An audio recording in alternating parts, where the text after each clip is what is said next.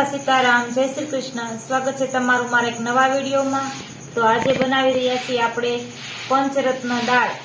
તો મારો વિડીયો પસંદ આવે તો લાઈક કરજો, શેર કરજો અને ચેનલને સબસ્ક્રાઇબ કરજો। ચાલો જોઈએ પંચરત્ન દાળની રેસીપી। આ 250 ગ્રામ આપણે 5 જાતની દાળ લીધી છે, જેમાં છે મસૂરની દાળ, તુવેરની દાળ, અડદની દાળ, મગની દાળ છે ફોતરા વગરની આવે તે છે અને ચણાની દાળ। આ રીતની આપણે 5 જાતની દાળ લીધી છે 250 ગ્રામ। અને હવે આપણે તેને ગરમ પાણીથી ધોઈ લઈશું। આ રીતે આપણે ગરમ પાણીથી ધોઈ લેવાની છે। આપણે દાળને 2 થી 3 વાર ગરમ પાણીથી ધોઈ લીધી છે। હવે આપણે આને બાફી લઈશું। આપણું ગરમ પાણી થઈ ગયું છે। હવે આપણે તેમાં આ દાળને એડ કરી દઈશું। હવે અડધી ચમચી આપણે મીઠું એડ કરીશું અને તેને હલાવી લઈશું।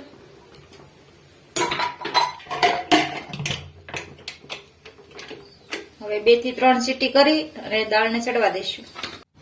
આ દાળ આપણી સરસ એવી બફાઈને રેડી થઈ ગઈ છે। આ 2 થી 3 ચમચી મોટી આપણે તેલ ગરમ થવા મૂક્યું છે। આ તેલ ગરમ થઈ ગયું છે। આપણે અડધી ચમચી રાઈ એડ કરીશું, અડધી ચમચી આખું જીરું લઈશું, ચપટી હિંગ એડ કરીશું। આ લસણ, આદુ અને મરચાની પેસ્ટ છે તેને આપણે એડ કરી દઈશું।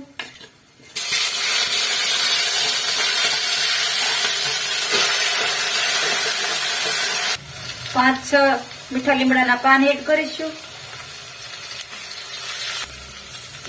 2 થી 3 નંગ આપણે ડુંગળીને મરચા કટરમાં એકદમ ઝીણી કાપી લીધી છે તેને એડ કરી દઈશું।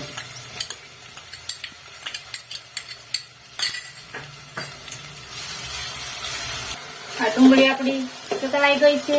હવે આપણે તેમાં સ્વાદ પૂરતું મીઠું એડ કરીશું, ચપટી હિંગ એડ કરીશું, અડધી ચમચી ધાણા જીરું પાવડર, અડધી ચમચી હળદર, અડધામાંથી અડધી ચમચી આખું જીરું, 1 ચમચી લાલ મરચું પાવડર। હવે આપણે તેને મિક્સ કરી લઈશું।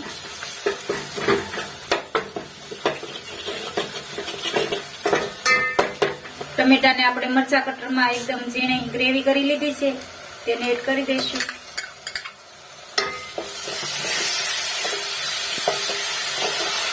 એક ચમચી આપણે જે પંચરત્ન દાળનો મસાલો આવે છે તે એડ કરી દઈશું। આ મસાલો ન હોય તો તમે ગરમ મસાલો પણ લઈ શકો છો।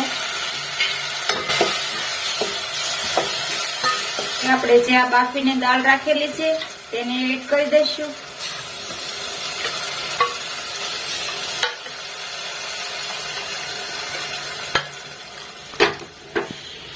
આપણે હલાવી લઈશું તેને।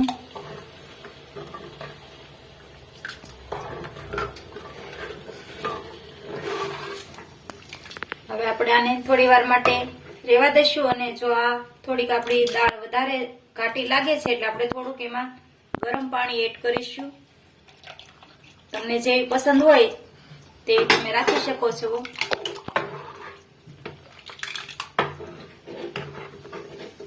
હવે થોડી વાર માટે આને ઉકળવા દઈશું। દાળ આપણી સરસ મજાની એવી ઉકળી ગઈ છે। 2 થી 3 મિનિટ ઉકળવા દીધી। હવે આપણે તેમાં 1 લીંબુનો રસ એડ કરી દઈશું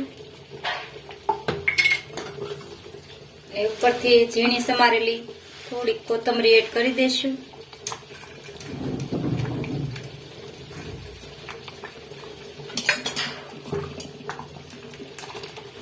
બનીને રેડી છે આપણી પંચરત્ન દાળ।